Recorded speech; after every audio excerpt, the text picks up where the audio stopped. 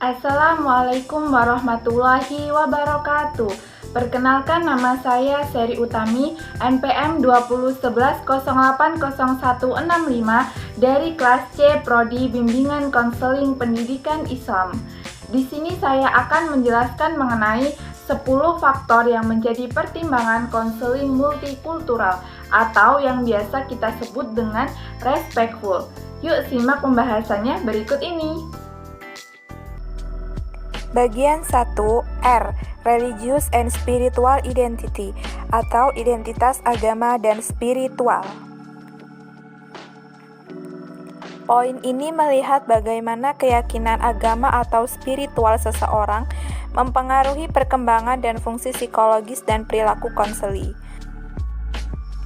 Bagian 2 E. Ethnic, Cultural, Racial Background atau latar belakang, ras, budaya, dan etnis.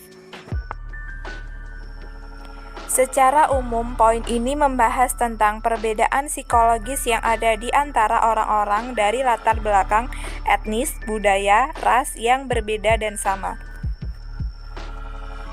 Bagian 3 yaitu S. Sexual Identity atau identitas seksual. Identitas seksual seseorang dapat dipengaruhi oleh dua hal, yaitu peran gender dan orientasi seksual yang dimiliki.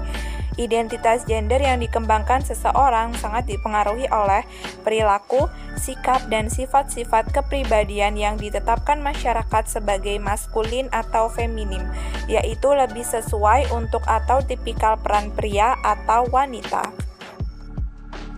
Bagian 4 yaitu P. Psychological Maturity atau kematangan psikologis. Perkembangan psikologis bisa dijelaskan sebagai proses di mana individu bergerak dari cara berpikir yang sederhana ke yang lebih kompleks tentang diri mereka sendiri dan pengalaman hidup mereka. Bagian 5 yaitu E. Economic Class, Standing and Background, kedudukan dan latar belakang kelas ekonomi. Secara garis besar, tingkat ekonomi seseorang bisa mempengaruhi kualitas pendidikan, lingkungan, dan gaya hidup seseorang. Kelas ekonomi juga memainkan peran yang sangat penting dalam menentukan berapa lama orang hidup. Apakah mereka memiliki kehidupan yang sehat, kemungkinan gagal di sekolah, dan jenis-jenis keberhasilan pekerjaan yang akan mereka alami di masa dewasa.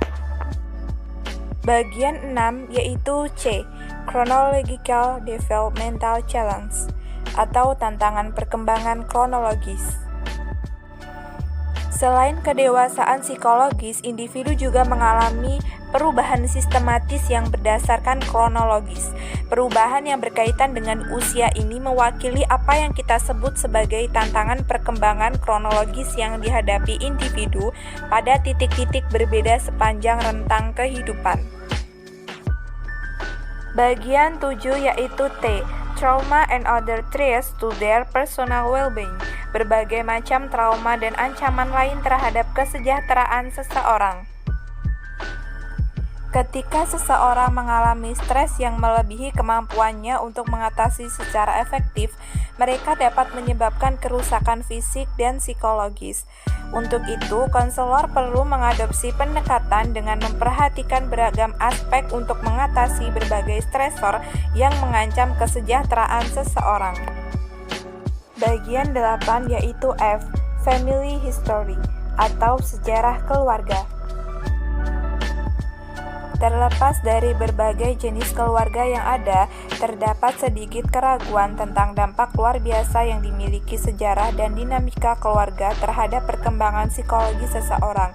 Ini termasuk cara-cara di mana keluarga seseorang memengaruhi identitas agama dan spiritual seseorang. Bagian 9 yaitu U. Unique Physical Characteristic atau karakteristik fisik yang unik. Istilah karakteristik fisik yang unik menurut D. Andrea dan Daniels 2001 adalah konstruksi luas yang mengacu pada berbagai sifat fisik yang mungkin termasuk tetapi tidak terbatas pada karakteristik yang jelas seperti kelebihan berat badan atau kekurangan berat badan atau memiliki cacat fisik visual. Bagian 10 yaitu L. Location of residence Lokasi tempat tinggal. Lokasi tempat tinggal seseorang merupakan bagian penting dari sistem ekologi total individu yang memiliki dampak luar biasa pada perkembangan psikologi seseorang. Tempat tinggal seseorang adalah bagian dari ekosistemnya, karena ekosistem seseorang secara langsung dan tidak langsung mempengaruhi perkembangan psikologis orang tersebut. Demikianlah pembahasan mengenai 10 faktor yang menjadi pertimbangan konseling multikultural atau yang biasa disebut dengan respectful. Semoga bisa bermanfaat bagi teman-teman semua. Bila ada salah kata, saya mohon maaf. Saya akhiri sampai di sini. Wassalamualaikum warahmatullahi wabarakatuh.